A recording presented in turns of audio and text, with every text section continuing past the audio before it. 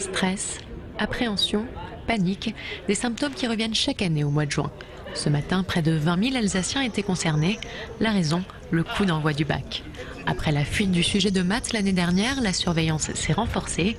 Anti-sèche, brouillon illicite, utilisation de smartphones, la traque aux fraudeurs est lancée. Pourtant, du côté des élèves, beaucoup semblent très honnêtes. Non, c'est totalement débile parce que si on se fait prendre, on connaît les risques et le jeu n'en vaut pas la chandelle.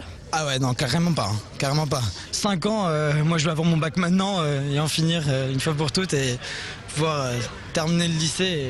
Qui n'a pas pensé à ça surtout que quand on connaît le sujet, après on est plus décontracté, plus serein. Après maintenant, avec les nouvelles technologies, c'est plus facile de tricher. Plus facile certes, mais plus risqué, la lutte contre la triche est devenue une priorité. Sécurisation des locaux où sont stockés les sujets, signature d'une charte de déontologie par les correcteurs, de nouvelles mesures s'appliquent. Jusqu'à l'expérimentation de détecteurs de portables dans certains centres d'examen, les smartphones seraient utilisés dans la moitié des cas de fraude. À Strasbourg, le proviseur du lycée Kléber ne s'emballe pas sur les questions de sécurité. Disons que c'est quelque chose qui nous préoccupe quand même chaque année. Donc nous n'avons rien fait de supplémentaire à ce point de vue-là, sauf que nous avons distribué les nouveaux documents contre la fraude à tous les candidats. Et puis ce matin, il y a un inspecteur qui est passé pour voir si tout se passait bien à la demande du recteur. Sinon, rien de particulier.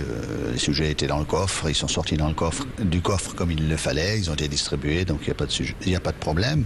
Maintenant, évidemment, nous avons alerté tous les surveillants sur une nécessité de vigilance, notamment au niveau des portables, puisque le gros problème, il est là.